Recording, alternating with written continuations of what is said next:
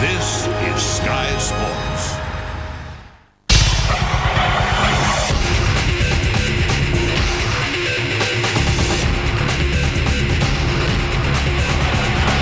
Motorsport on Sky Sports is sponsored by BF Goodrich Tires.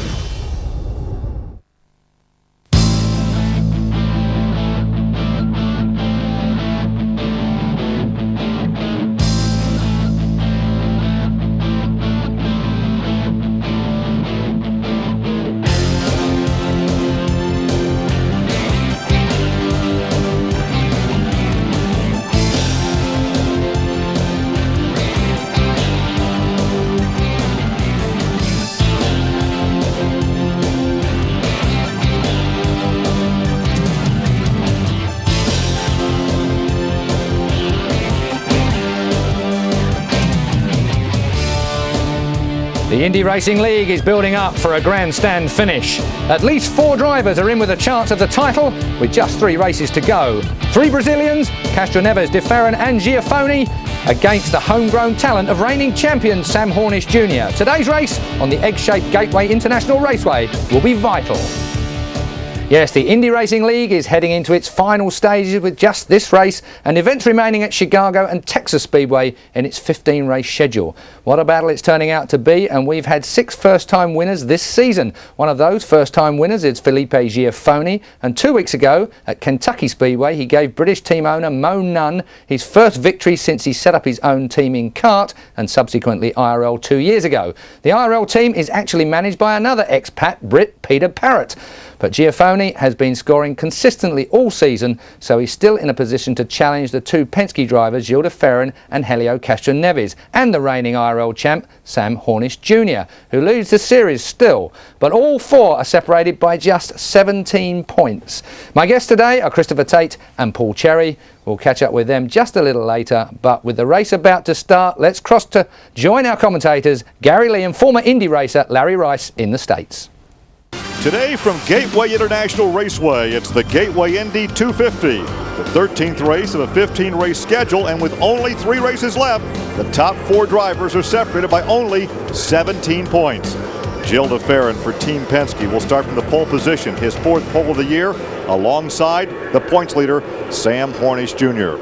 Once again, Sam with 3 victories this year, leading the points as you see the cars pull away. The command has been given, and there are the points, only 17 separating the first 4. Alex Barron with an outside chance of the championship, as does Scott Sharp, who is now in 6th position in the points of former winner this season. 200 laps around this 1.25-mile oval that's shaped like a paperclip. Larry Rice, some drivers honestly do not like this racetrack. Well, Eddie Cheever said that whoever designed this track was in a very bad mood that day. As we take a look at Buddy Rice's car, he started driving the 52 today instead of Thomas Scheckter. Thomas Scheckter is not here. He cited personal reasons for not coming, although he does have a contract with Cheever and Red Bull. Well, he says he's still part of the team. He wants to run with the Indy Racing League, but he is not here this afternoon. So only a 2-car team for Red Bull Team Cheever. Well, they have not gotten along well all year long. Schecter's had a few mistakes, and Cheever's made no real hasn't hid the fact that he's not happy with the way Schecter's driven and crashed this year. Well, we take a look at the grid, and there is Gil de Ferran, his 4th pole of the season, alongside the points leader and last year's seasonal champion Sam Hornish Jr. In the 2nd row on the inside, it's Gil de Ferran's Penske teammate Helio Castroneves. He's won a couple of times this year, and a promising rookie. It's been a great ride for Vitor Mira, driving for the John Menard team. He'll start outside in row 2. In the 3rd row, the winner at Texas, Jeff Ward, and right now 2nd in rookie points, Laurent Radon with Infinity Power in car number 34. In the 4th row on the inside, the winner 2 weeks ago, Felipe Giafoni, only 17 points out of first place in the point standings, and a good effort for Robbie Buell, also with Infinity Power. His teammate Sarah Fisher starts inside row 5. She'll start alongside Scott Sharp, the winner at Nazareth earlier this season, and the co-champion of the very first Indy Racing League season. Tony Renna, the rookie for Team Kelly, starts inside row 6, and Billy Boat, a team that he partly owns with Curb Records, starting outside row 6. Old Boy Zell in the Bradley Motorsports number 12 inside row 7. Former winner this season, Alex Barron in car 44. There is Buddy Rice driving for Team Cheever Red Bull. And the winner here 1 year ago, Al Unser Jr. There's Eddie Cheever, the boss in that team, starting inside row 9. And outside, the former champion of this league, Buddy Lazier. The Foyt teammates, Dare and Salazar, side by side in row 10. Then it's Robbie McGee from here in St. Louis and Greg Ray in row 11. George Mack and Hideki Noda back in action. He's missed several races this season. And Anthony Lazzaro spun earlier today and is going to miss this race. Here's the lineup. It's 402 kilometers. The pole position is won by DeFerrin. About 50 laps before you have to make a pit stop, maybe 55.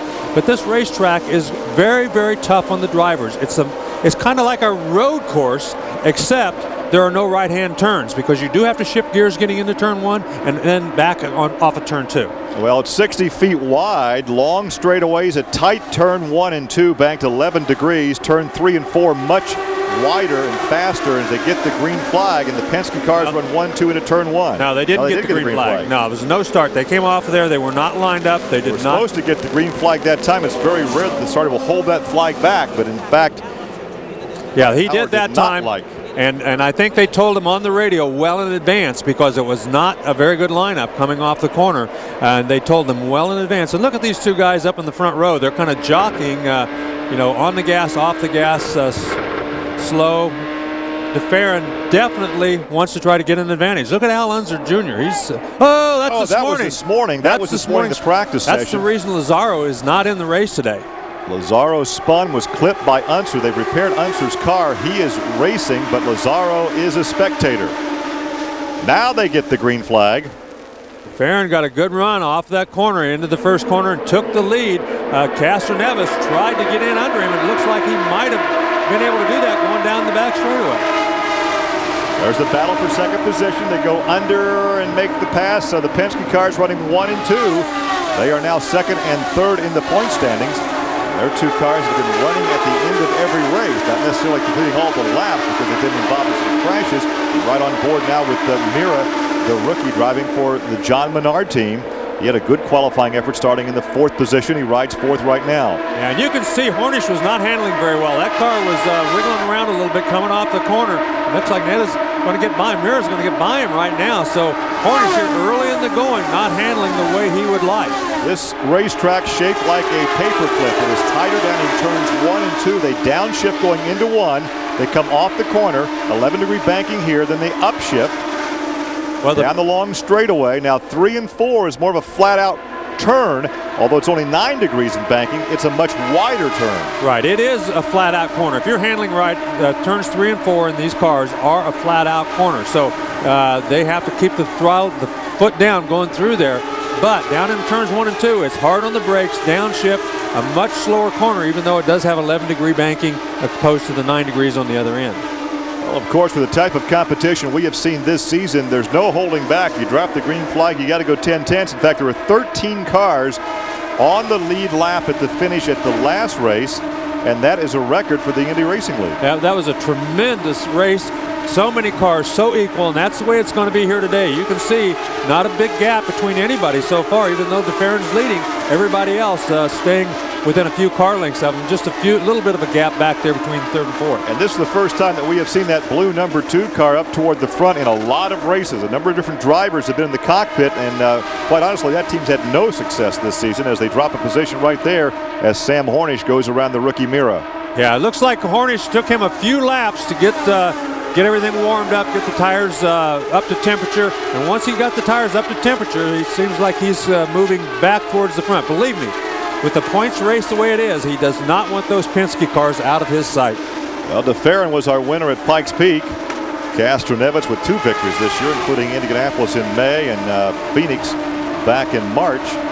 Sam Hornish has won 3 times. He won 2 of the first 3 races. Then he went into about a 2-month slump there with the team just not a slump by some people's standards, but certainly by the Pennzoil Panther team, they were not as successful as they wanted to be. Right. Castroneves only has 2 top 5 finishes out of the last 5 races, and that's pretty uncharacteristic of this team. They usually are up front a little more often than that.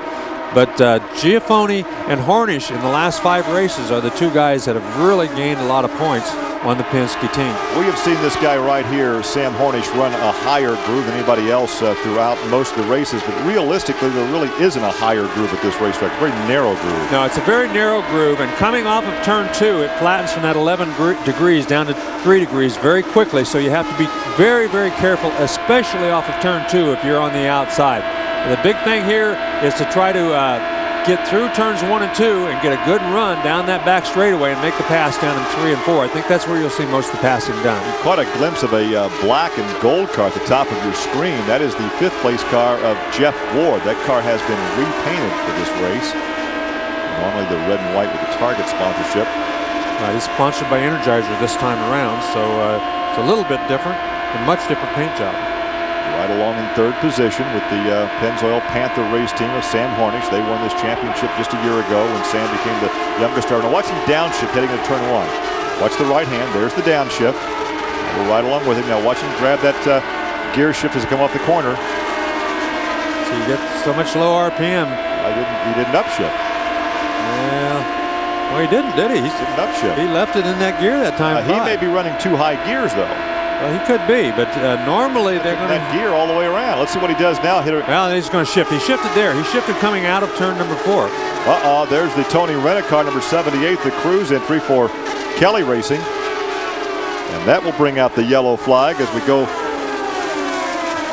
lap 11. Yeah, there he goes down to the inside, but it's going to be too late. Well, he may make it in. They may not throw the yellow. He may actually make it to the pit lane. And he's going awfully slow to make it to the pits. But the green remains out. You see the green light under the flag stand. So apparently we will not have a yellow on lap 11. Well, he did a great job there waiting. His spotter told him when he could cross the racetrack. He did cross it, and he did coast into the pit area. So he avoided having the yellow flag come out. We talk about Ward being back in 5th. Ray Dawn is now 6th. Giafoni is 7th. Buell 8th. But right now on lap 12, DeFerrin continues to lead his teammate as you ride down this long. And the yellow flag is out now. It is. The yellow did come out. Yeah, the yellow flag did come out. Probably so now that's debris on the racetrack. So on lap 13, it's a debris yellow. So after 12 laps, DeFerrin leads under yellow.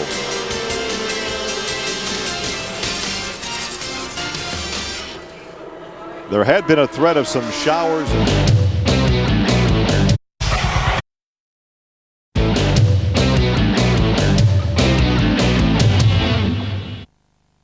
On the restart, there's the yellow car, Sam Hornish, as they pick up the RPMs and head down the front straightaway. Look to the outside, looks to the inside, and has a good run.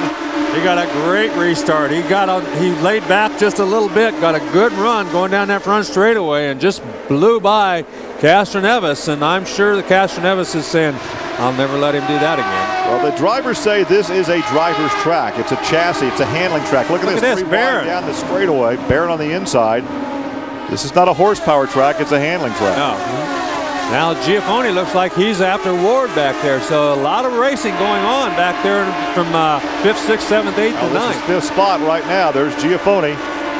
Giafoni told me this week on my radio show that he has another year on his contract with Mo Nunn, and Mo is thinking of actually running 2 cars in the Indy Racing League next year, but they're not sure if his teammate from Indianapolis, Tony Kanaan, will be the other driver.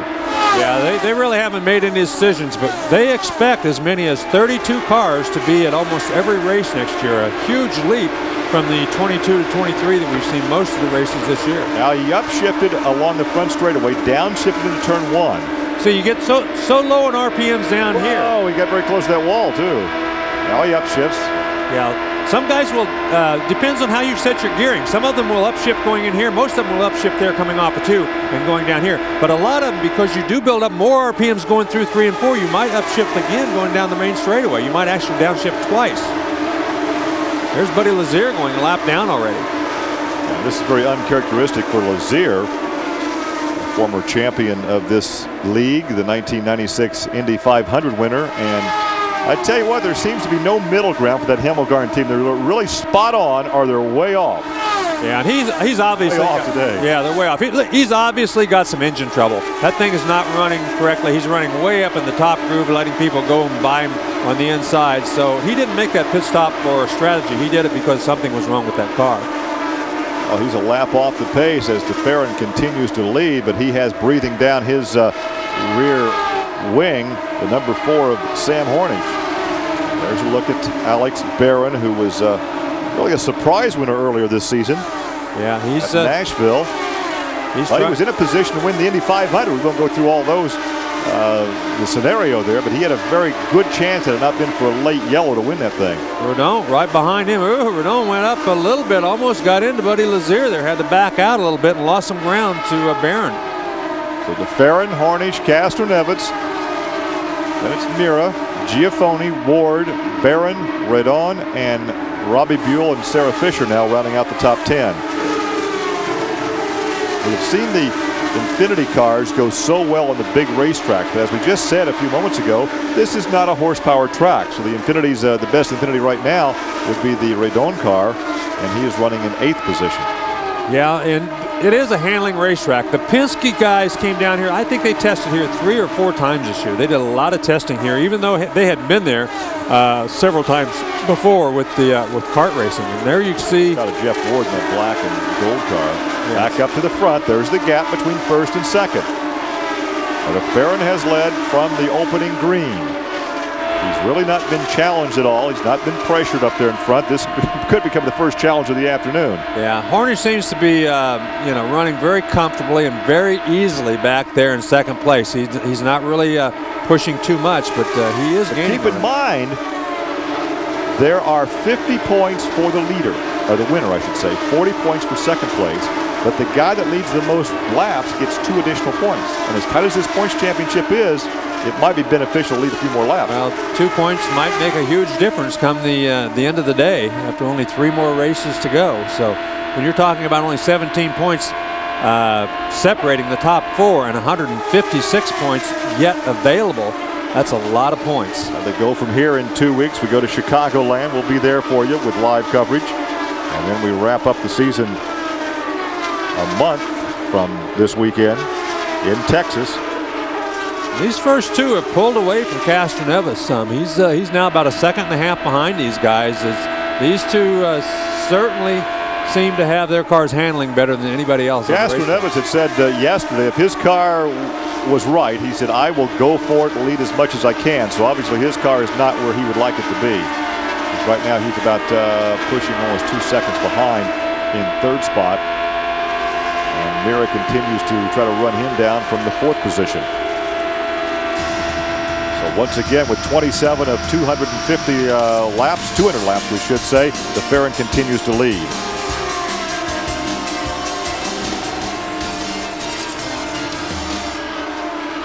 We ride along with second place, and that's the gap between first and second on lap number 29. Down the back straightaway, it is Jill DeFerrin out in front. Sam Hornish rides in second.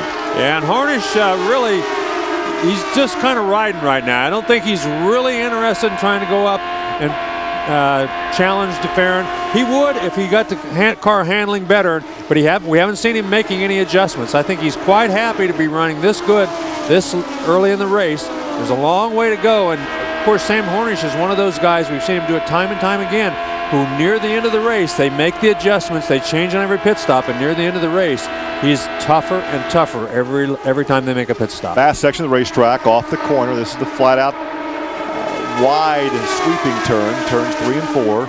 They downshift into turn 1. And he does have a different kind of a gear setup in this car than most of them, because he does not shift going down the back straightaway.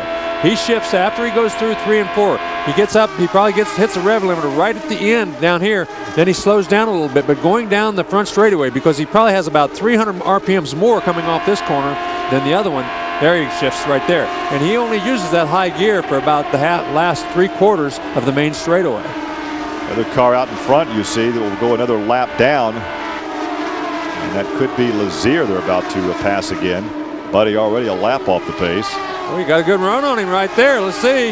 Yes, he's going to make a shot. Nope. DeFerrin did not give it to him. He pushes the front end as DeFerrin goes back down across in front of him. Is that Lazier they're going by as we look down from below? And yes, they go by Buddy on the inside.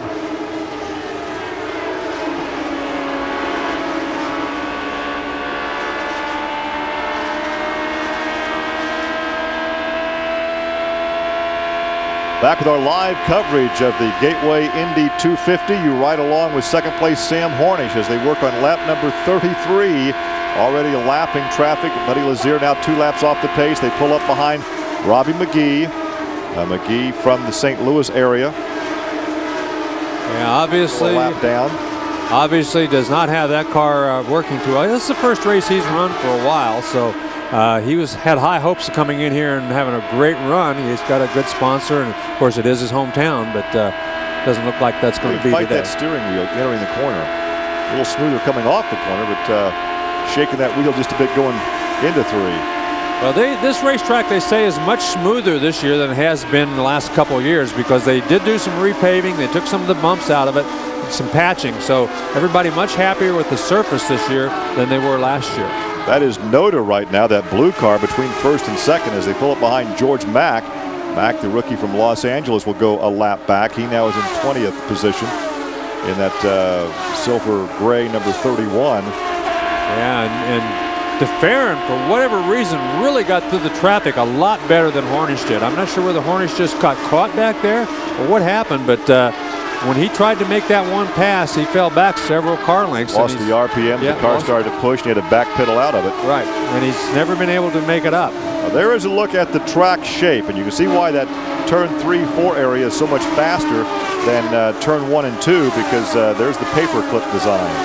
Yes, and it's definitely an RPM racetrack. You've got to keep the RPMs up, and to do that, you've got to be able to shift gears. Because now then, Greg Ray, he's going a lap down. He's had a terrible weekend. He's been complaining about horsepower. Terrible season, not just a weekend. Yeah, but he's been complaining about horsepower. They changed engines for him once, and there's a look at Eddie Cheever. Notice that Eddie is wearing a black helmet.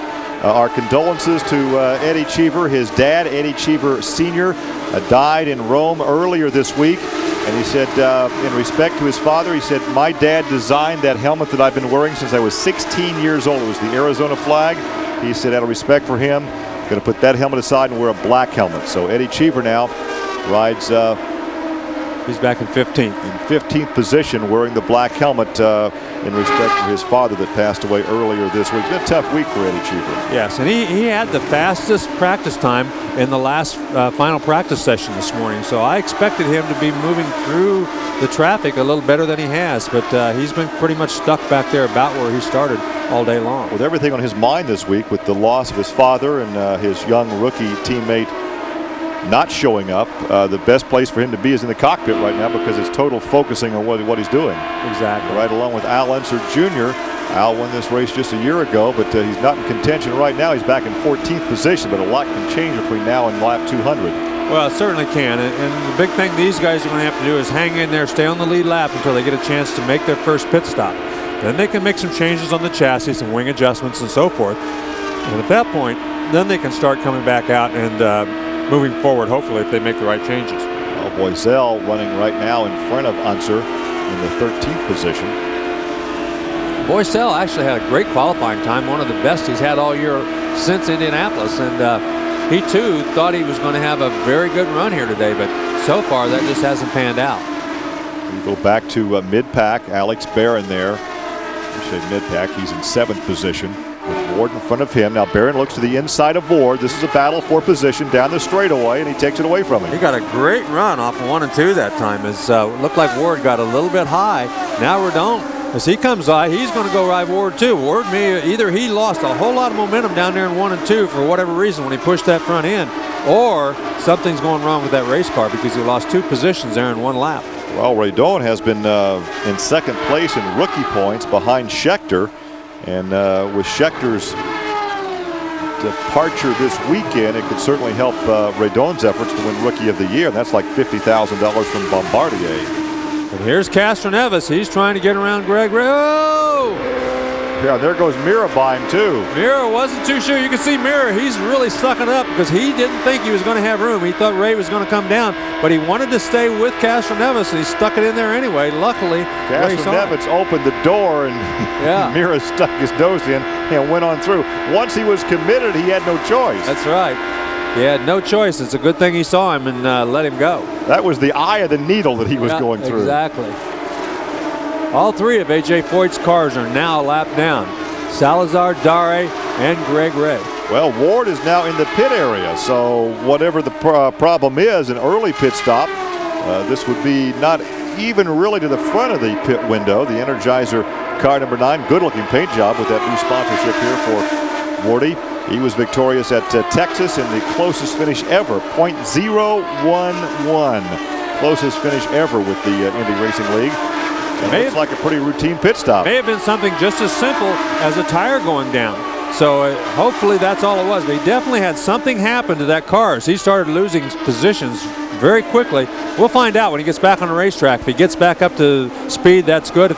If he's still running, half a second off, then there's some other problem other than just the tires. Well, apparently, for some reason, that was a routine pit stop, and his pit window, a different opening for that window than some of these other teams. He's pitting very early. Well, he pitted early. Laps early. He pitted early because he did have a problem, a handling problem with that car, or some sort of a problem. They didn't look under the hood, so it must have been some sort of a handling problem that he came in, but they didn't make any wing adjustments, so it might have just been something as simple as a tire going down.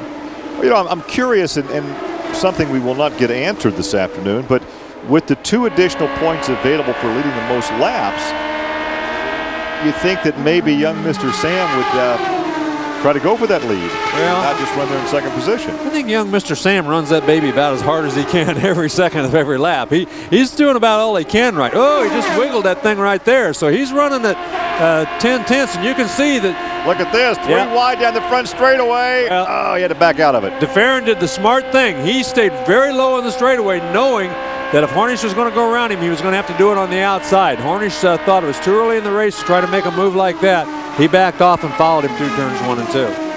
Well, DeFerrin, his 4th pole position of the year. This is the 9th race that he has led. And right now he has led 47 laps of this event from the initial green.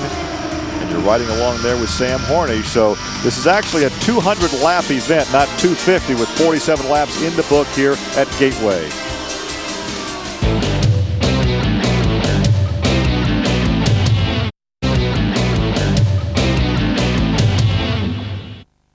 Gary Lee and Larry Rice, live coverage from Gateway International Raceway. It is the 13th race of a 15-race schedule, and what a shootout we have for the championship with 2 races to go and only some 4 points separating the first and second, and 17 points separating first through fourth. And all 4 of those guys in the running are in the top 6 right now. Giapponi's back there in 6th position. So far, all of those guys doing what they've done all year long, and that's run up near the front. Almost all day long. And there you can see 2 lap cars as DeFerrin gets around both of those lap cars. Man, oh man, those guys battling each other, and he had to go way low. We got a. Well, this could be the pit window for Mr. Mira. We should see the first the pit stops from our leaders. And Mira, the first of the lead pack to come in. He was in 4th position. That'll move Barron to 4th and Giaffoni to 5th as the John Menard team goes to work on this number 2 car. And by far the best qualifying effort and the best race we've seen from this team in a number of races. Yeah, and that was a routine pit stop. 4 tires, fuel, and back out. Oh, he better watch his speed. He doesn't want to get black flag for 60 mile an hour speed limit. 60 mile an hour speed limit is right. Well, the Dare car comes to the attention of the A.J. Foyt crew. Greg Baranowski and company going to work on that car. That appeared to be another routine pit stop, although that team is desperately missed. They've been complaining that their engines and their gearing were off, but it looks to me like it might be more than that because they are definitely off the pace. All 3 of those cars have been lapped, and well, Dare is now 3 laps down, so he's definitely way off the pace. Along with Mira now. Oh, look at this. Castroneves is getting around Hornish. Hornish probably getting close to time to come into the pits, so not a big concern at this point. They've gone 56 laps, which is longer than most people thought they they would be able to go. Most of them thought if you get 2 miles per gallon, you can go 55 laps. So they're getting the Buddy Rice entry. So the Red Bull team brings in the rookie first before they bring in the veteran Cheever. Once again, a 60-mile-an-hour speed limit through pit lane. So he smoked the tires getting out and then immediately slowed to assure himself that he would not get a stop-and-go penalty for speeding in the pits. Everybody's got to be getting awfully close to time to make that pit stop. Well, we had that 3-lap yellow flag period, which helped a little bit. And there's Eddie Cheever. The attention of Owen Snyder and the crew. You saw Laurent Redon come in for his. Yeah, there's Redon. So all the Infinities now coming in there. Cars and here now. comes Hornish. Very important as to how quickly you get in the pits. You have to slow down to 60 mile. Here's DeFerrin. Well, DeFerrin, this will give the lead up for the first time. We'll have a new leader today. Castroneves will take the lead. These guys all pit down here towards turn number 1. DeFerrin has the very first pit apron down here. I'm sorry, Hornish has the first one. DeFerrin and Castroneves have the next 2. So the captain brings the leader in first, and then that would give the lead to his teammate Castroneves. Only our second leader of the day. Giaffoni moves up, or Barron moves to second. Giaffoni moves to third, but of course their pit stops will be pending as well. These drivers were really expecting a lot of yellows today. This track very tight, very narrow, and they expected a number of yellows. We've had one, and that was for debris. Here is Scott Sharp, part of the 3-car Kelly team. Well, he's run out of fuel. That's turn number 1. He's pulled down on the pit apron in turn number 1. He's gone too far, run out of fuel, and he'll be lucky to make it back around. This was a costly miscue on the calculations of the pit area. That's only a guess on my part, but I know that, he pulled down in the pit apron down in turns 1 and 2, so it appears that he ran out of fuel and didn't get in there. 60 laps is what these guys have run. Castroneves is still out there. Barron is still out there. They're going to try to squeeze it out now because if they do, they're going to gain a lap. But here comes Castroneves. It's Castroneves, and that will give the lead now to Giaffoni. And Giaffoni will have to make his pit stop. Well, we'll see. Here comes Barron, so he couldn't make it anymore either. These guys all made it to 61 laps. That's a long, long way to go on a fuel stop.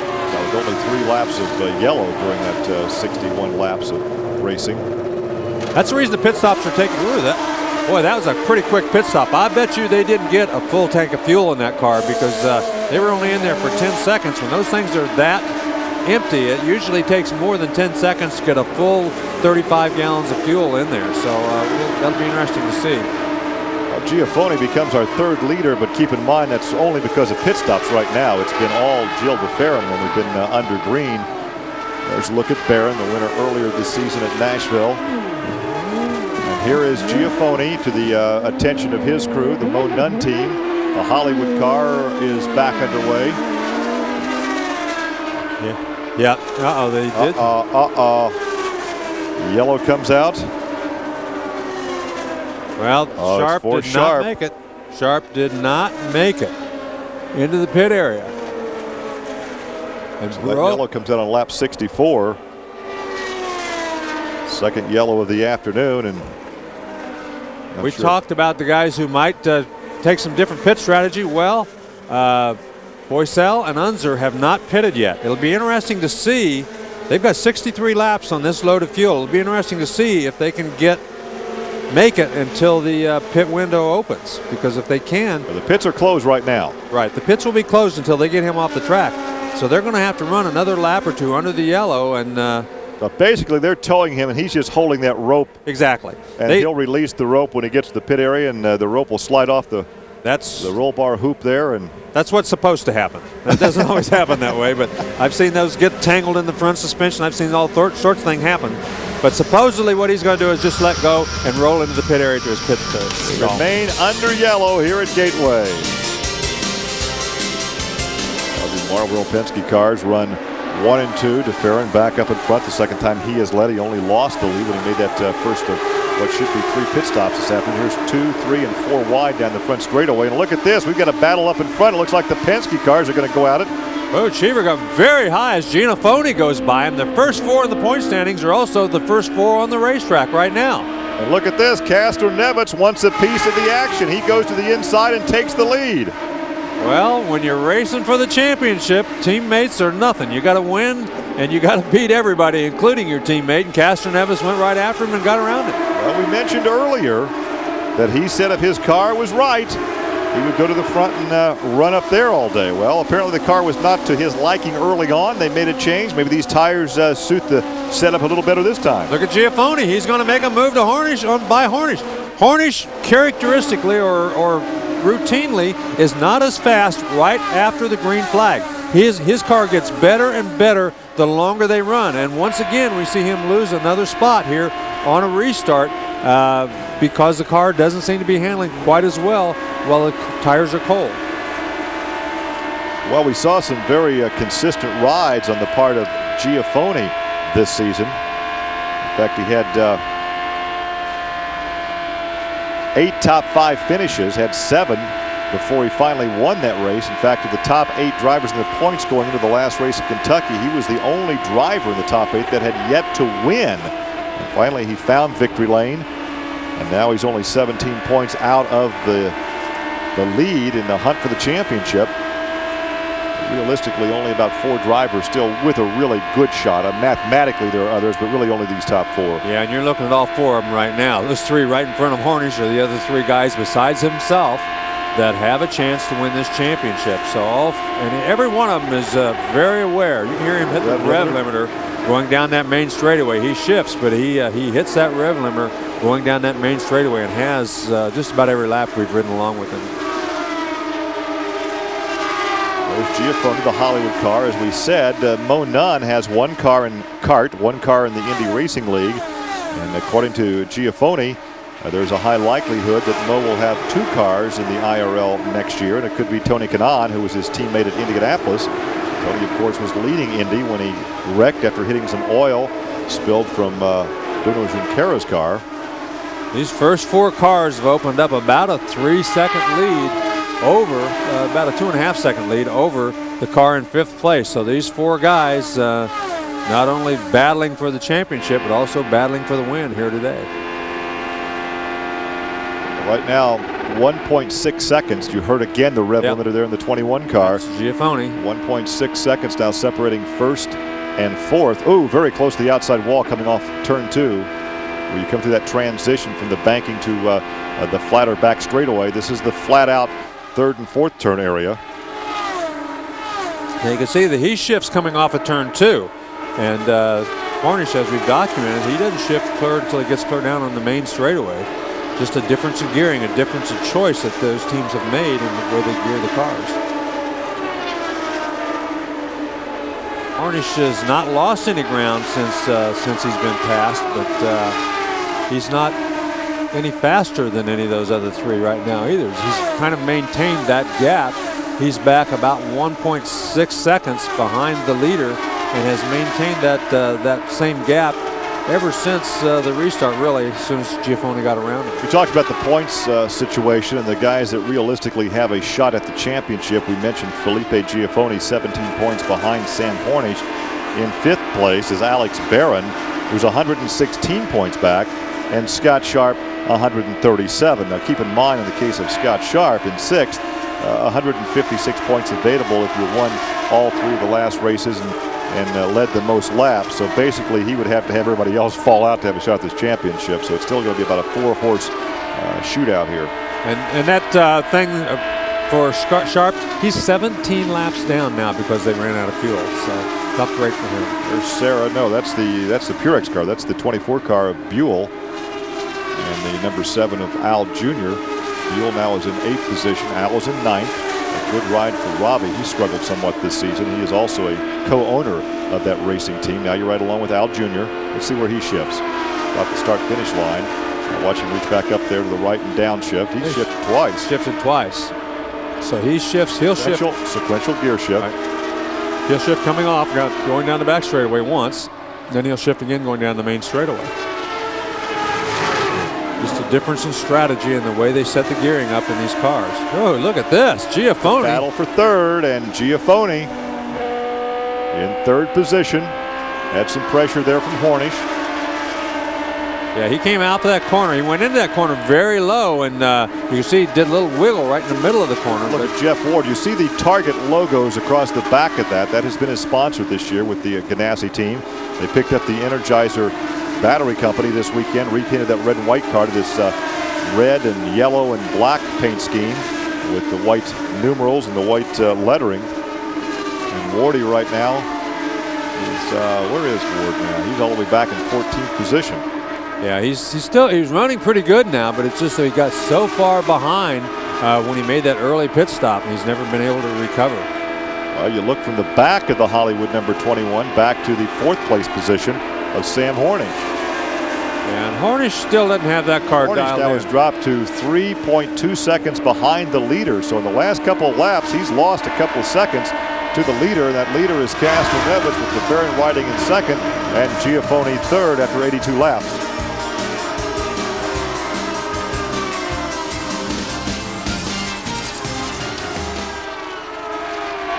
Well, we continue to run through lap traffic.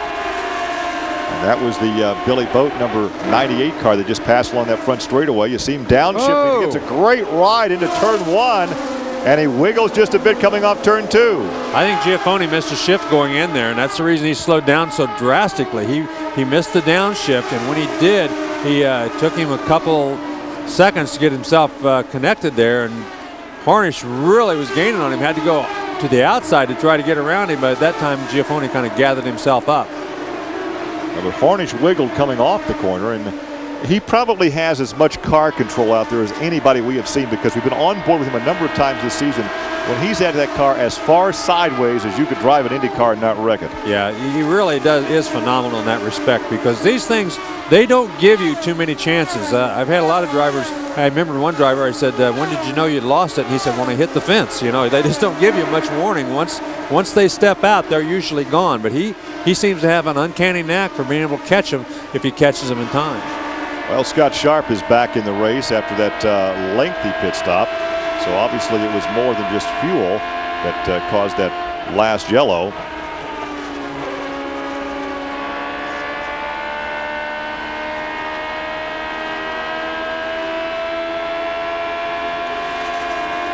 There's the 41 car of Greg Ray, and they go 3 wide down the front straightaway, and look at this. Mira goes by Hornish.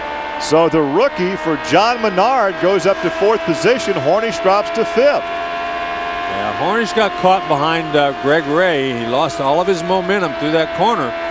Meanwhile, Mira had a big run on him going through the corner and just had so many more RPMs coming off.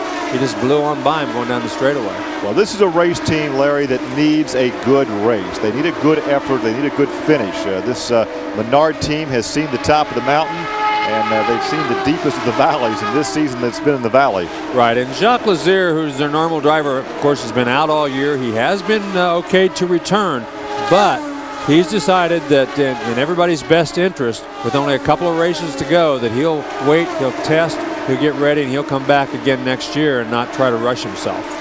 Working on lap 89, we will not see that second round of pit stops until probably well after lap 100, past the halfway point. This should be a 3-stop race.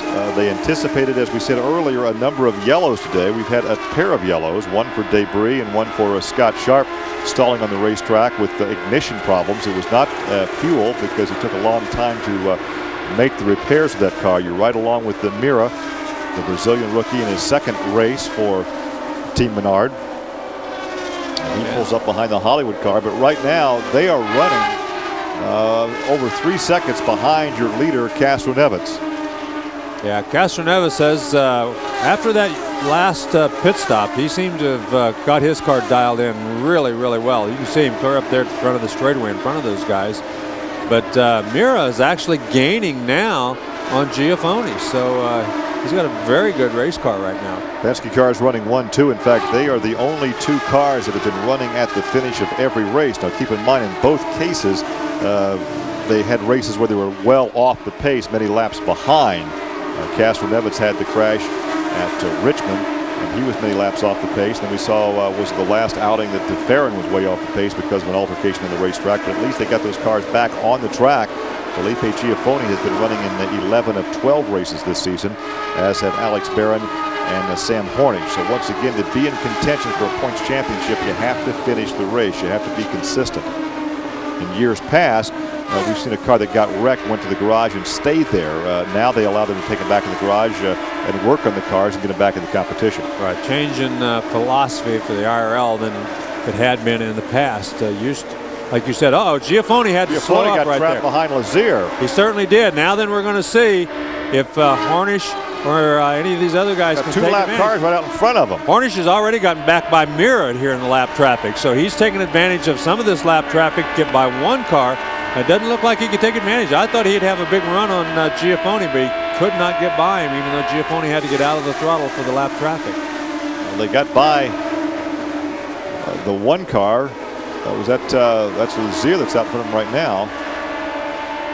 You see the end car on Hornish is having some problems right now. But we got Giafoni, Hornish, Mira, and Raydon all right together. So that is 4th, 3rd, 4th, 5th, and 6th. Yeah, they're right together on the racetrack, and you can see the two Penske cars a good ways, a half a straightaway in front of these guys. And now then Hornish, he had an idea right there. And it appears that they've got Lazier's car fixed. He's running much better now than he did earlier, and these guys are having a tough time catching him and getting around him. Right now there are 11 cars on the lead lap. 11th place belongs to Buddy Rice. His teammate and team owner Eddie Cheever is now in 12th position, 1 lap down in the number 51 Red Bull entry. It feels unusual doing a race and not calling the name of Thomas Scheckter this afternoon, battling up there toward the front. So we assume that he is watching from his apartment on the north side of Indianapolis. Be tough though for a race driver to sit at home and watch a race. Yeah, it is. He's on his motorcycle riding around Indy. There you go. 3rd, 4th, 5th, 6th, and 7th is Barron. Barron moves to the inside of the 34 car of Raydon, and he goes by for position. So Barron has moved to 6th position. Look at this gaggle of cars here lined up behind Lazier. You're right, Lazier running much better now, and these guys are having difficulty getting around him. Yes, they are. He's been running very good since whatever they did, they fixed something in the engine, and whatever they fixed has made a huge difference. Hornish again takes a look to the inside, but it does not have enough room, has to get out of the throttle and let Giafoni go.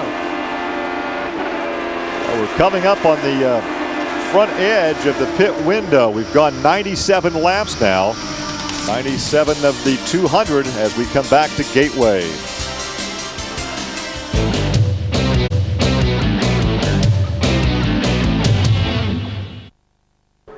We are under yellow here at Gateway International Raceway, Madison, Illinois. Gary Lee, Larry Rice. You take a look at the MyJack car, the red and yellow number 34 of Laurent Raydon. And here's why we are under yellow.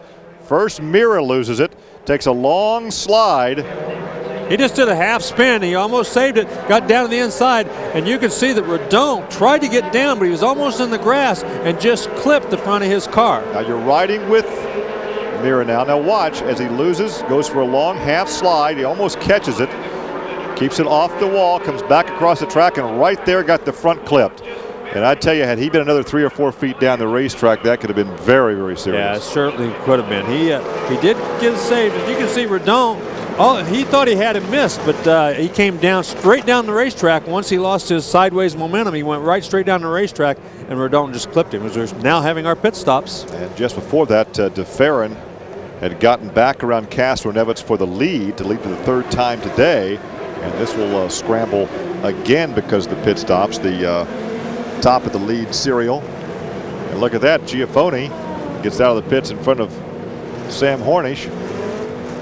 Yes, he did. And very good pit stops by all 4. Of course, you expect more or less the Penske crew to always have a good pit stop. They don't mess up very often, although we did see them leave a wheel loose on DeFerrin's car once earlier this year, but they're always amongst the quickest, as are the Panther. Your video archive, because that doesn't happen very often. Yeah, and the Panther crew too. They're always amongst the best of all the people in the pits. They very seldom make too many mistakes.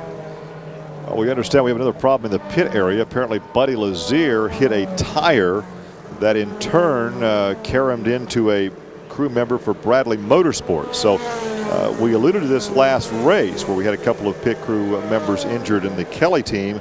that these pit crew guys are really in more danger, in more harm's way than the race drivers. Yeah, and Bernie Holiski will say he is doing much better. He is going to have more surgery this week, but he is doing much better. Jason Priestley, by the way, was moved out of the hospital into a rehab center just today. So Jason Priestley well on his way to mending. But Holiski is he's gonna be in the hospital for it. Broke his pelvis in 2 or 3 places, but he's doing much better and he's going to be okay. You saw the John Menard entry go by there slowly, put the nose back on. He's coming back to the attention of the team so as to not go a lap down, or another lap down, we should say.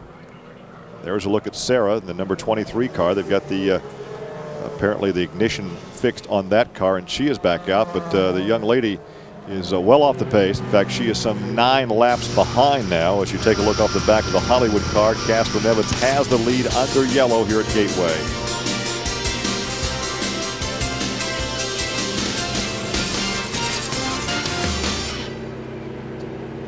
Just past the halfway point, we've gone 102 laps. Our first yellow of the afternoon for an accident, and there's the number 2 car with the new nose piece on there. So once again, he triggered the accident. We're talking about Vitor Mira, and in fact, very, very lucky that the contact was only superficial, because has he been down that racetrack another 3 or 4 feet, he'd have been center punched right there in the cockpit. Right, and he's lucky he kept the engine going, and his crew's done a terrific job, because they have kept him on the lead lap through these 2 or 3 pit stops to replace that nose and fix some of the other things that they might have had to fix.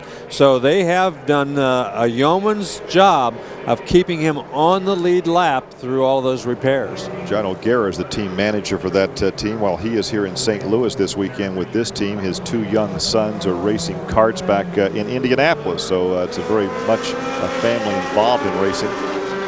In fact, just a few weeks ago, their other driver was down visiting the racetrack. Yeah, Butch Meyer, of course, the team manager for this team, builds the engines, and they've done a great job, especially with no more experience than Mira has. Well, Mira just happened to run into John Menard a couple of races ago and said, hey, you need a driver sometime, let me know. And he got a telephone call, did some testing, and found himself in the cockpit.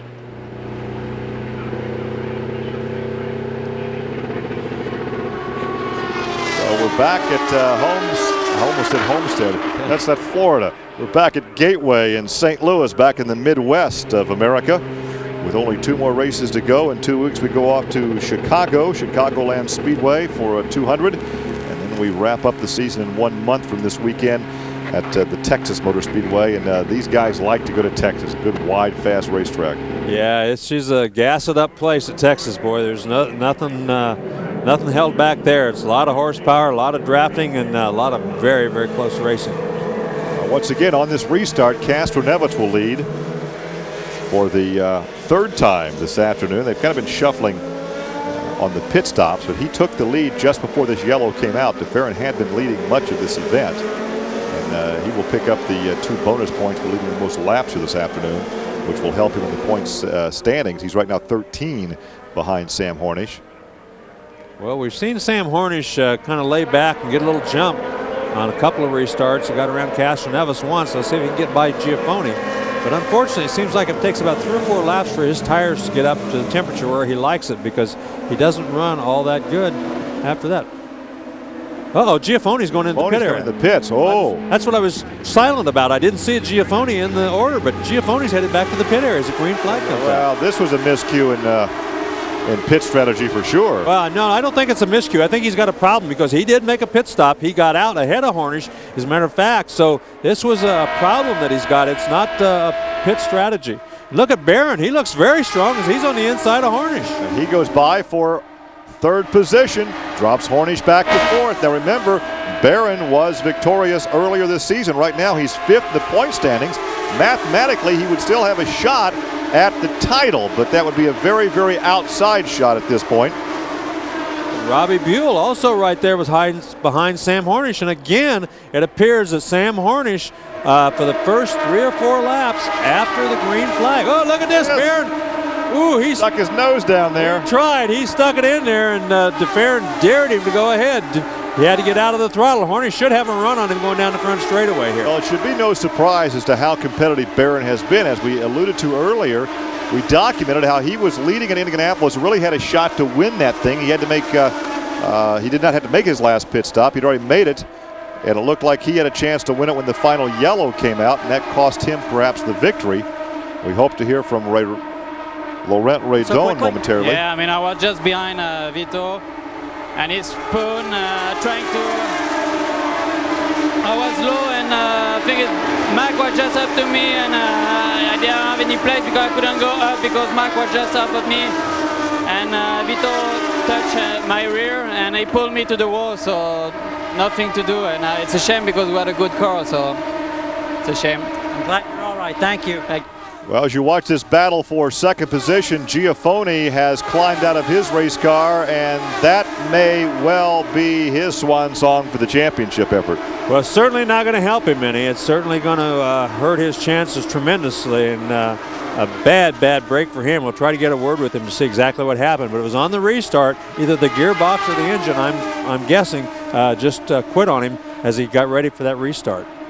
Well, he only missed finishing one other event this season. His consistency, along with that one win the last outing, put him up in the point standings. Here he is. I couldn't hear certain different days and from like 40 laps ago, but unfortunately it didn't make this time. Paul, disappointment for the Hollywood crew. Well, so his second, as you see, his second did not finish of the year. That may well take him out of the championship hunt and make this a 3 or perhaps a 4-car battle, depending on what happens the last two races of the year with Alex Barron. Yeah, if Alex Barron keeps running like this, he could make this a 4-horse race or a 5-horse race, because right now he's the fastest guy on the racetrack. He's running about 0.3 of a second quicker than anybody else out there.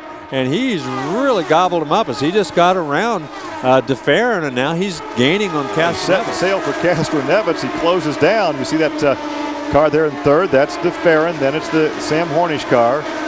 That's Robbie Buell. That's Robbie Buell, and he's up there in 5th position. Yeah. By far the best ride he's had in a number of races. Right, and he's hanging right in there with those guys in the first 4 positions. So he, Infinity power, best Infinity car we've seen. Now, of course, Laurent Raydon had Infinity as well.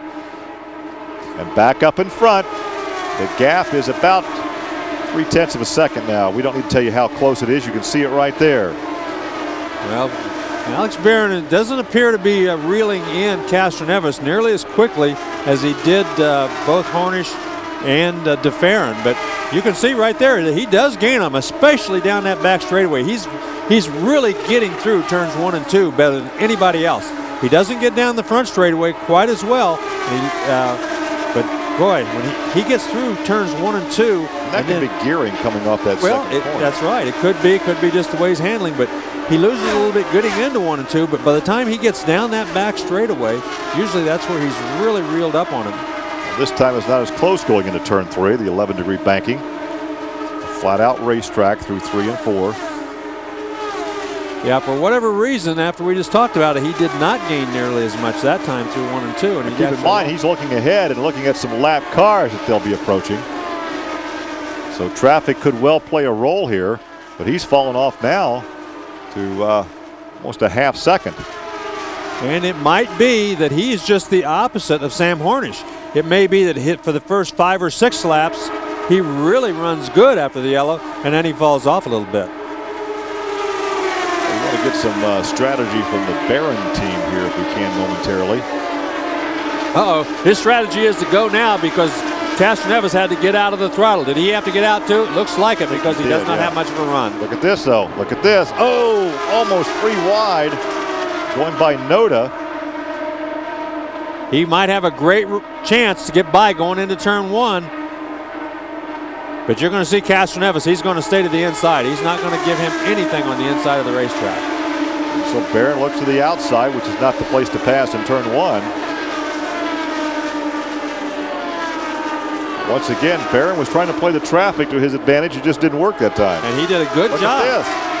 And Castroneves is playing the old stick to the inside game. Well, he's making the car as wide as he possibly can. And look at this. Barron goes to the outside and looks like he might make it work. We haven't seen that all day long. Can you believe that? Jacques Lazier is the last guy I saw pass on the outside here at Gateway, and he went to the outside in 3 and 4, hung in there, and then just blew by. And boy, he's got a really good handling race car right now. Wow. Not very many times do you see on a racetrack like this somebody go to the outside of Helio Castroneves or Gilles de Ferran and go by him. And Barron made that look pretty easy. We had really a couple of passes on the racetrack. We've had some passes for position when they came in to make pit stops. The Penske cars have exchanged the lead among themselves, but Barron goes by on the high side and takes the lead here on lap 120. You can see right there, Hornish is he's doing the weight jacker. He's messing with the weight jacker and the sway bars. He's trying to get that thing handling a little better. He's not exactly happy with it, so he's going to try to do a little engineering himself there to get his car handling a little bit better. Well, de Ferran will pick up the 2 bonus points for leading the most laps here this afternoon, but there are 50 points available for the leader. Second place will pick up 40, then third place will pick up 35. Yeah, huge that difference. Starts to drop off 2 points per position to about position number 5 or 6, and it's 1 point from position to position. As you take a look at the leaderboard showing Alex Barron out in front here at Gateway.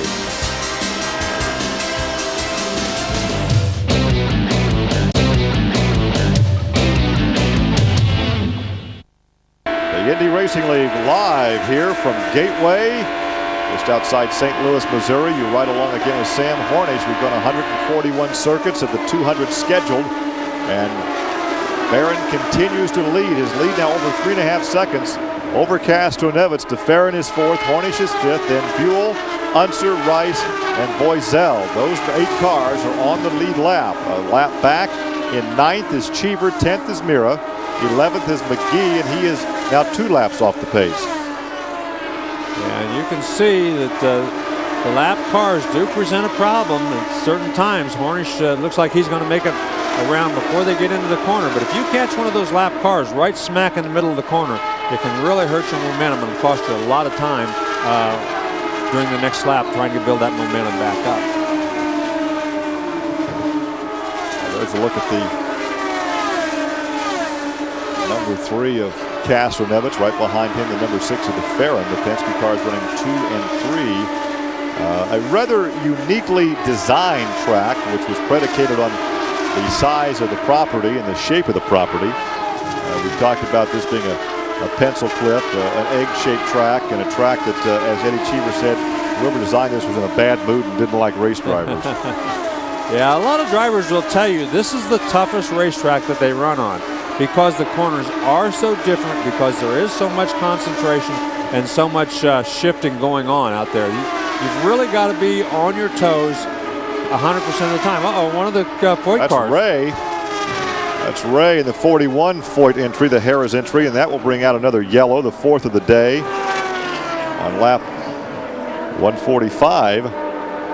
Well, this is going to be interesting because I imagine everybody will make a pit stop, and if there's no more yellows, this is probably going to be the last pit stop of the day. Is that right front a bit askew there? Yes, I think it appears that you can see the upright. See that bend in the upright? That's supposed to be straight. That little thing that looks like a V sticking up there, that's supposed to be straight. He's gone up and hit the wall with the right front corner of that car. Evidently, he got a little bit high, got into the marbles, and went up there. And you can see right there the piece that's bent, and that's probably going to end his day. And not the short track nose on that car. Yes. The short track setup. There is your leader under yellow. Now, he had a sizable lead. In fact, over 6 seconds when this yellow came out. Well, so this means they can all make pit stops under yellow, the final pit stop of the afternoon. And he certainly did not want to see this yellow. He would have been just as happy to see the pit stops under the green, because he did have a huge lead, the biggest we've seen all day. Well, our 4th yellow of the afternoon. And Greg Ray ducks into the pits to come to the attention of the A.J. Foyt crew to get that right front suspension fixed if possible. Otherwise, the pits are closed, and we will see once they open, everybody duck in, and they'll have enough fuel then to make it the rest of the way. Right. They're on lap 146, so when they stop, they'll be just over 50 laps, and we've seen them run as many as 60 laps, so they will not have to make another pit stop. So everybody right now is on the radio talking to their pit people saying, this is what we got to do to make this car better, especially these guys in the first 5 positions. They are very, very much trying to adjust their cars, those 3 cars you're looking at right there, especially to catch Alex Barron, because right now he's the class of the field. Well, he has put himself in a position to win his 2nd race of the year, to elevate his position in the point standings. And there is the speed monitor over there. 59 was close. Uh-oh, somebody just got tagged with 71. The pit speed limit is 60. That would be tough under the yellow to get tagged for speeding in the pit area. Blair Racing Team goes to work on the number 44 Rayovac car. See, all the crew members now must wear helmets. That became mandatory earlier this season. Quick pit stop, an overhead shot of the Pennzoil Panther team. Hang on there, they're not dislodged the. Oh, he killed the engine. Killed the engine. Killed the engine. Costly pit stop for young Sam Hornish. Well, when they not happy, although they are under yellow, that helps a little bit. Well, he lost 2 or 3 spots though, and we're going to see. We've seen him do this before. We've seen him do it a couple of times where he killed his engine on the last pit stop, came back. It obviously made him mad, and he just blew guys away. But he lost at least 2 spots there. As you see, both Buell and Unser are in front of him now. That was a miscue because he started to take off before the refueling hose was dislodged from the coupler. So I'm not sure that he was he didn't have an okay from the crew to make the pit exit. When they dropped the car, he thought he was going to go. When they didn't have all the fuel in yet. And so he had to sit there, and he obviously released the clutch, and that killed the engine. Tough break for him. Casper Nevins will have the lead on the restart after these pit stops here at Gateway. Back at the Indy Racing League event from Gateway, the Gateway Indy 250. Sam Hornish back there in the 7th position. They're saying green flag next time by. They've got the 1 lap to go signal, so the pace car is pulling off. And Sam Hornish probably a little upset with himself. Will try to get a terrific restart and maybe get around Unser or Buell on this restart. Well, let's address that. Sometimes when a driver makes a mistake, the driver gets upset with himself and he can lose his rhythm. Sam, on the other hand, seems to put the bit in the mouth. He gets really upset, but yet it makes him even faster. Yeah, he doesn't. He's not a guy that gets too rattled. He's pretty calm and collected. But you can see right there, he's laying back a little bit. He's going to try to get a little bit of a run on those guys to try to get an advantage. They come off the corner, take the green flag at lap 150. And there are 50 laps remaining. We've made our final pit stop, and look at this move. Look at that move. Barron goes by on the high side, but whoa, he got way high. He got very high. He went in there way too hot. Very lucky he got that thing pulled back down, but he just went in so hard and so high. Now Robbie Buell is going to get by him. So now he has some 49 laps to show us what he's made out of. Well, he did a great job keeping that thing out of the wall because he drove that thing in there 1,000,000 miles an hour. Now Sam Hornish has a run on him. Let's see if he can get by him. This is the battle for 6th position. So Barron went from 1st to, well, 5th actually. Hornish has gotten around Unser, so Hornish is 6th. Barron is 5th. And Hornish had to get out of the throttle. When Barron cut down across him, he lost the front end in that car. So let's see if anybody can get a run on him. Don't see anybody on the inside of him, so he may have cut down. Unser is behind him, but doesn't have a run on him.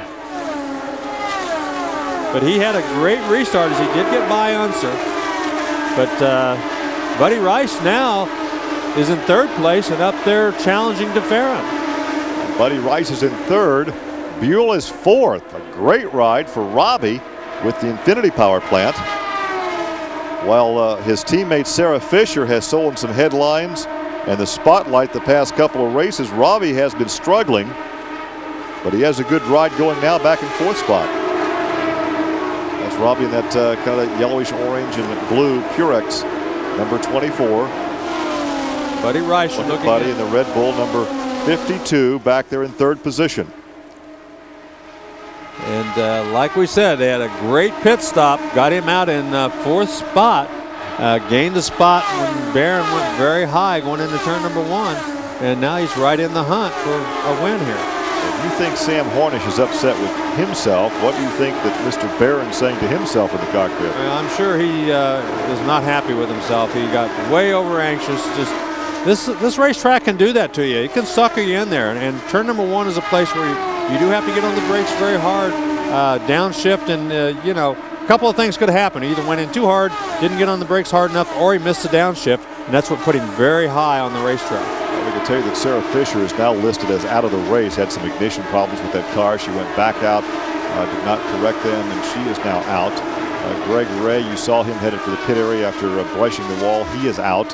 Also out is Giafone, Radon, Vogt, and Renna.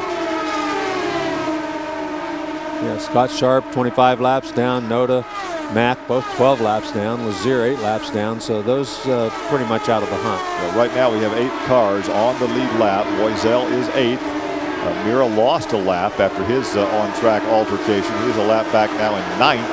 Schiefer is now 10th. And Dare is 11th, 2 laps off the pace. McGee is 3 laps off the pace in 12th position. Right along now with Al Unser, and Al now is in the 7th spot, driving car number 7. Yeah, and he's back there a couple of seconds behind Hornish, and really not. There's a couple of get well messages to the Kelly teammates that were hurt in the pit stop altercation the last race out, Jason and Bernie. Yeah, those 2 guys. Jason, I think he's doing okay. He's been released. Bernie's going to be. Going to be a while. He's going to be a while. Yeah, he got hurt a little worse. Well, Barron in 5th spot. Doesn't appear that he's got the car that he had the last time around. As he's hanging on in 5th spot, but he's not just eating guys up like he did before. And Hornish behind him, kind of the same way, just kind of holding lockstep. He's not really gaining on anybody. Well, Castroneves leads this thing. He is 2nd in the point standings, coming in only 4 behind Sam Hornish. He has picked up 2 wins this season. In fact, Hornish has won 3 times. Castroneves twice. He won at Phoenix, and of course won the Indianapolis 500 for the 2nd straight year. So at lap 160, Castroneves continues to lead here in St. Louis. With 40 laps to go and a points championship up for grabs, Sam Hornish continues to ride back there in the 6th position.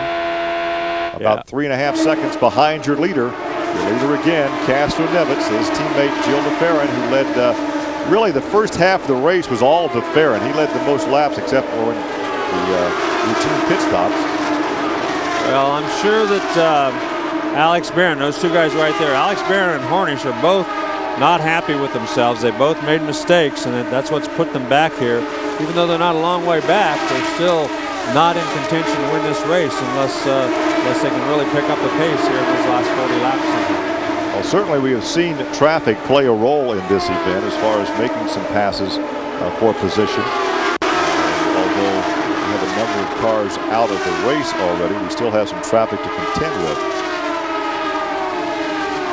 Yeah, there's the Barron car. Now Barron again back there in 5th position. Buell is 4th. Rice is 3rd. And, you know, they are running into some lap traffic. They haven't had a lot of trouble with it so far. Now Rice got a run on de Ferran, but he couldn't make the pass getting into turn 1, and then he had to get out of the throttle and lost the gap that widened up between those 2 positions. Exactly. As they scramble down the backstretch, they now go by. Barron, look at Barron. He's got to make a move. They go by Note in the 28 car. And that is Buell, and look at Buell stays up high and Hornish goes by, so Buell dropped 2 positions in 1 turn. Yeah, Barron goes to 4th, Hornish goes to 5th, Buell drops to 6th. Boy, he stayed up high, and Hornish motored on by on the low side and picked up the position.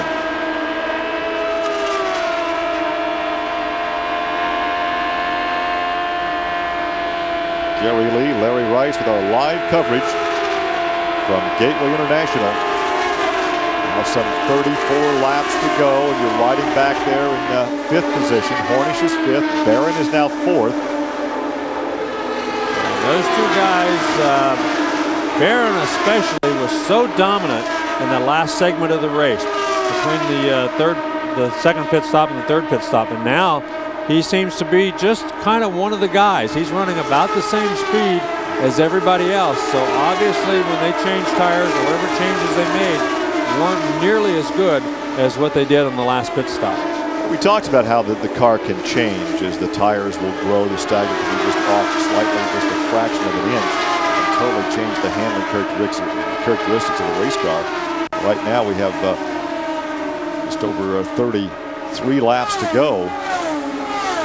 A good ride for Buddy Rice and the Red Bull team, the young rookie that was brought on by Eddie Cheever a couple of races ago. Sarah Fisher, after struggling early on, is out of this race, and we hope to hear from Sarah momentarily. What a great ride she's had the last couple of races, including a pole position in Kentucky. She just signed a personal services contract with Tag Heuer this last week. So you're really into this for Robbie, aren't you, Sarah? Well, when you have a teammate, it's like having a brother. And I tell you what, Team Purex Aventus, they're doing an awesome job today. It's the best they've run all year, and we hope they can pull it off. What kind of problems did you have? I had all kinds of problems. We had gearbox problems, alternator problems, radio problems, name it, we had it. So, tough luck for Team Smart Blade today. Look forward to Chicago. It'll be better. Thanks. Talking to Gary Gerald there in the pit area. She's had all kinds of problems today, but is down in the pit area instead of going back to the hauler and changing clothes. She's there cheering for her teammate. And there is the teammate, Robbie Buell, in the Purex car. Robbie, a part owner of this racing team, as you go back on board. Al Unser right now running back in 7th position. Look at Barron. Look at Barron closing in now. Barron had been like 3.5, 4 seconds back. Now he's just about a second and a half Look back. at DeFerrin going to the outside. There's no room up there, though. He's going to get blocked. Now he's going to push his teammate down. They're going to go 3 wide down the front stretch. And here comes Barron. Barron and Castro Neves both. The captain had to be watching that and pulling his white hair out. The 2 lead cars could have taken each other out. Now Barron's got a lap car up there. He's got to get around. Buddy Rice right behind him. And lots more traffic in front of the Penske car. There's Noda staying up high. So Hideki stays up and lets the leaders go by. Well, that was a time to hold your breath there. DeFerrin had a very, very gutsy move. He made a great run. And look at Harnish now. He's gotten around Buddy Rice as they got into this lap traffic.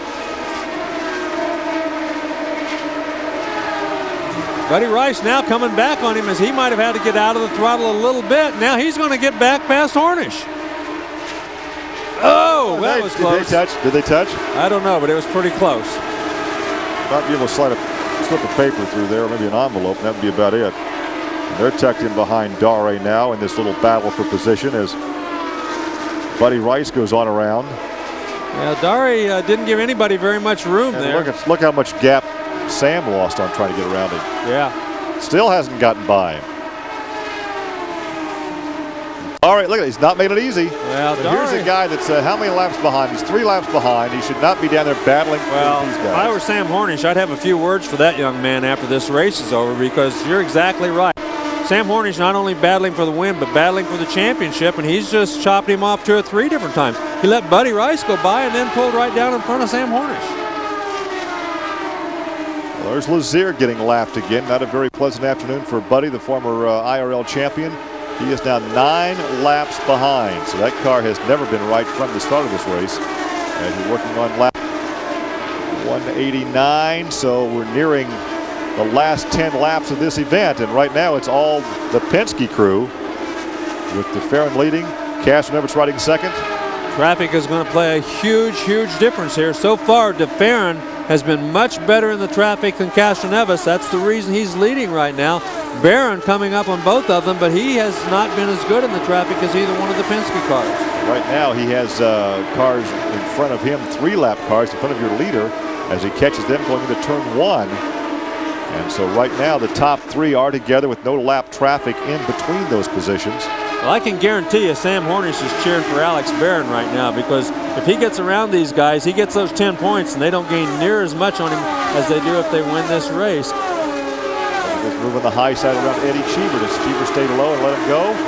Well, he lets the one go, then slides back up in front of DeFerrin. And here comes Barron right behind Castro Neves. DeFerrin leading, Castro Neves in second.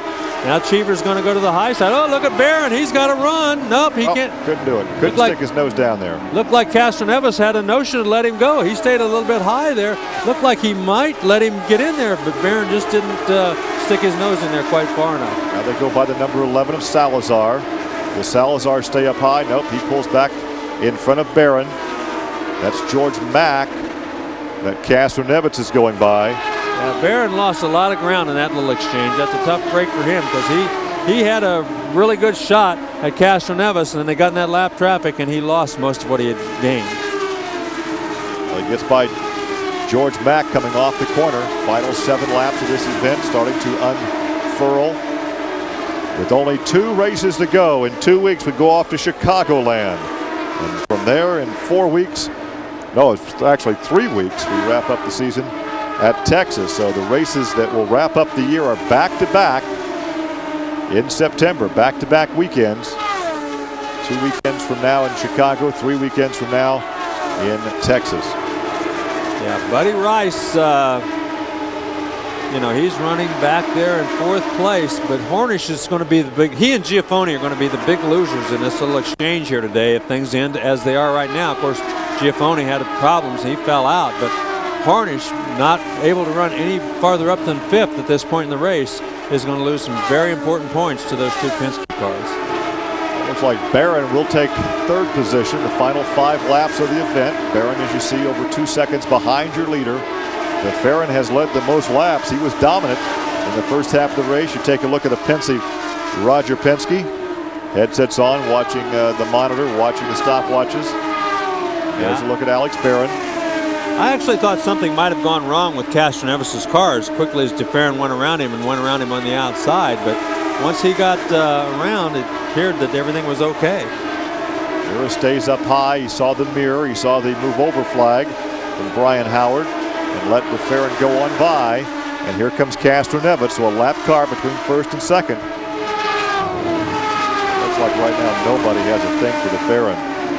No, DeFerrin was the class of the field in practice and qualifying, took his 3rd pole, make that 4th pole position of the year, and is about to pick up his 2nd victory.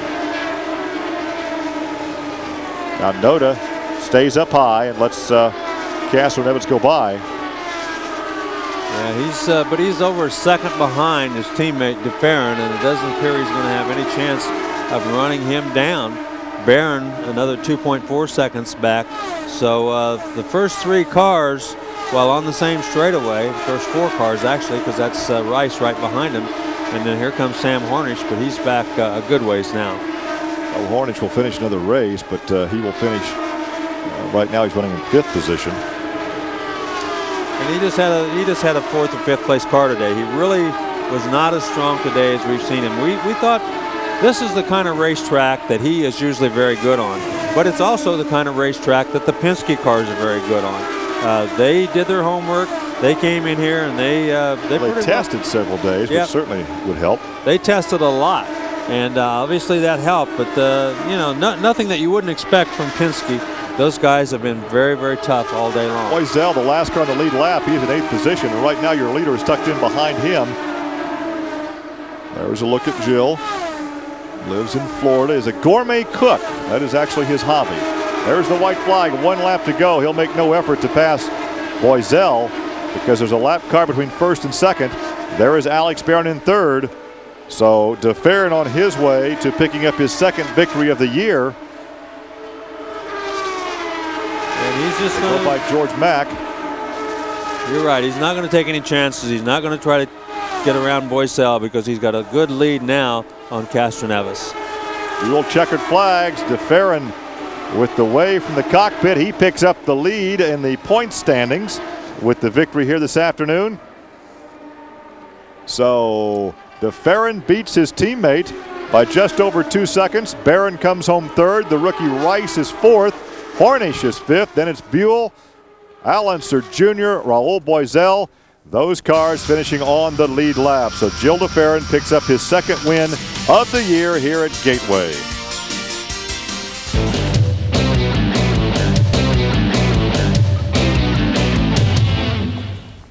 The Gateway Indy 250 is done and dusted. Gilles de Ferran then taking his second win of the year and maximum points, and by my reckoning that takes him into the lead of the series at this crucial point of it. Let's hear what he has to say. In the south of France did you some good. Congratulations. I'm so happy. You have no idea, Gary. Jack, sorry, you're Jack, you know Gary. and it was a very, very, very hard race, and the pace was unbelievable. I mean, Elliot was really pushing hard, and Alex was very strong as well. And it was just a matter of surviving. But the advantage I had is late in the stint, I seemed to pick up a little bit of pace in relation to everybody else. So my car continuously got better, whereas everybody else's car seems to kind of go off a little bit. And that's what gave us the edge there in traffic for me to pass early at the end of the race. Early in the race, the conversation between you and Roger Penske, the captain, about the condition of the race car got a little animated. But having, as you and I have talked about before, Roger as your tactician really gives you the X factor and the advantage over some of the competition. Yeah, I mean, we were getting a little loose there. I had a couple of tank slappers coming up for, and I'm like, yeah, it's not looking good. But you know, managed to keep it on the island, and they made a good call. You know, certainly having Roger in the pits really bring the temperature down a little bit, and you know, the guys to get a good change. But you know, throughout the middle, since we were fighting a little bit the car, then on the last stint the car was really good. Like I said, it just seemed to be improving as the stint went on. Well, congratulations and continue the celebration. Thank you. Gary Gerald, I think you're with the guy that really had us all up on the edge of our seats. Yeah, Jack, we're standing here with Alex Barra, and his car owner Larry Blair is alongside, and they're enjoying the moment. But I know you're probably kicking yourself a little bit on that restart when you had a shot at the lead, but it didn't quite happen. You got very high and very close to the wall. Yeah, Helio and I went into turn one pretty hot, and with cold tires, and then the shavings, a lot of debris up high because later in the race, and front end took off. I couldn't backpedal quick enough to get back down in front of him, and we lost a lot of momentum. So we finished the race strong, and you know, we're real happy with that, with a podium finish. And the most important thing is get to the end of the year with a good championship. It was a spectacular run from 14th. Great job, Alec. Thank you. Appreciate it. Guys. And once again, he puts himself into a position to challenge for that championship. As you see, he finished in third position. Buddy Rice, the rookie, with another top 5 finish in his 3 outings. And Sam Harnish took 5th, and Robbie Buell, the unofficial results showing him with a good ride with the Infinity Power plant for the Dreyer Reinbold team in the 6th position. So once again, we have only 2 races to go. $1 million up for grabs for the overall champion. And right now, about 3 or 4 drivers realistically with a chance at that title. Yeah, it appears that Giafoni's 40-some points behind now, so it's going to be tough for him to climb back into it with only 104 points left. But those first 3 guys, both the Penske cars and Hornets, they've all got a shot at it. Well, the reason why commentators and us here in the studio say things like it appears like the points are going to be so-and-so is because, of course, there are points awarded for he who led for the most amount of laps, which are 2 points, which could be crucial because at the moment, Gilles de Ferran, by my reckoning, without taking those 2 points into account, is 1 point in front of teammate Helio Castroneves of 435, and Sam Hornish has slipped from top of the tree back to 3rd in the championship. But you've got to say, Chris, it's actually a great way to finish the series. Only got a couple of races left. It's really tight, isn't it? And that's really good to see. And in fact, since the championship started back in '96, we've had just 2 or 3 really good championship battles towards the end of the season. And it literally really looks, just like we said right in the very first race of the year, that it could be 2 Penskes against Sam Hornish defending his title. And that's the way it looks as though it's going to be. I think we all agree that Giafoni's probably, as a result of some troubles in that race, dropped out a little bit. Well, he's dropped out a little bit, but you've also got Alex Barron who's moved himself up, you know, to a real. When you've got 50 points for a win here, it's you can soon bump up a few points if you don't actually make the grade, and they score down to 28th place. So yeah, but I still can't make 2 50s. We've got 2 races to come to cover the gap that he needs to get past 440. Well, that's why you went to an expensive school, Christopher, and I didn't. Yes, so right, but failed maths O level first time around. O level, what was that? Paul, the situation regarding IRL is it's become more and more competitive. They've been a massive amount of races this year. It's getting better and better as far as the series is concerned, and now they've got even more developments for next year. Let's look forward to 2003 at the moment. I mean, I understand you're across the new engine packages and the like that they've also introduced the rules for next year. Yeah, I mean, IRL has modified their program just about every year to maintain what they feel is their strongest asset as America's premier series. Certainly as an oval series it is. They're introducing a new gearbox which is made down in Newbury there at X-Track, which is going to make a big difference to the car, especially if they have an accident. A lot of drivers have hurt their back because of the effect of having so much weight at the back. That's been changed. That will change the aerodynamics. There's a number of new things, new car manufacturers in the series. It's going to be a very interesting year next year. There are going to be kart teams, irrespective of what Mr. Pook says, who are going to drop into the IRL because their American sponsors want to stay in that series. If you notice today, at St. Louis, it was traditionally a kart track before the IRL went there. The first 3 were drivers who had done a number of races there in kart. It's quite a difficult track, and that played into their hands for sure. Data meaning everything as usual for you type of teams. Absolutely. I mean, you've got to look at it. Now, a point you made there, we skipped through it fairly quickly, but safety. You're talking about the gearbox safety angles on things. Now, an interesting development right at the very beginning of today's meeting. We have to go the Scheckter route, don't we, really? Jody Scheckter pulling Thomas Scheckter, an IRL winner, from the series on safety grounds, it would appear, Christopher. Well, it's an odd story, and we haven't really quite bottomed it out. We've been talking it through this evening. It would appear that Thomas Scheckter, who we know has had all sorts of rows with Eddie Cheever, his team boss and teammate through this season, they've taken each other out, I think, on 3 separate occasions. We know there have been some scenes between the two of them.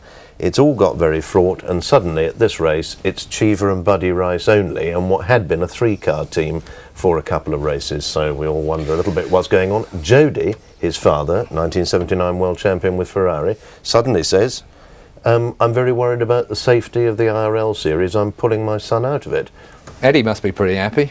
Well, Eddie Cheever is said to be in a determined mood, and his line is, I've got Thomas on contract till the end of 2003, and I intend to enforce the contract. So I smell money and lawyers. Well, I wouldn't want them to be chasing after you, Christopher, but the situation. But Paul, you're a different kettle of fish. I mean, you've been keeping your ear very close to the ground. The driver market is something that obviously you've got to be very astute over. I mean, what is happening here as far as your view is concerned, barring all lawyers, please? I think Chris has pretty much covered it. However, there's some very interesting developments. First, we know that Thomas was pulled out of his number 52 car and put in the 53 car with a completely different crew. Now, if you remember when that happened, he won the race straight away. So one could hardly turn around and say, well, you know, I got the bad end of the stick on that deal. But there are other moves afoot. I hear that Newman Haas are perhaps going to test Thomas Scheckter, and I'm quite sure that his management group, and indeed his father, would prefer to see him behind the wheel of a champ car than an IRL car.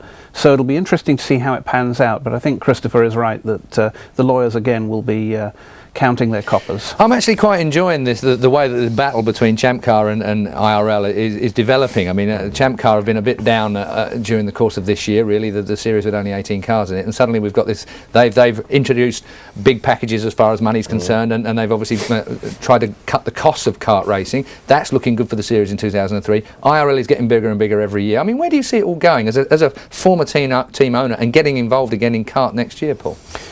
The situation is that all these series, whether it be Formula One, kart or Formula Ford, have ups and downs.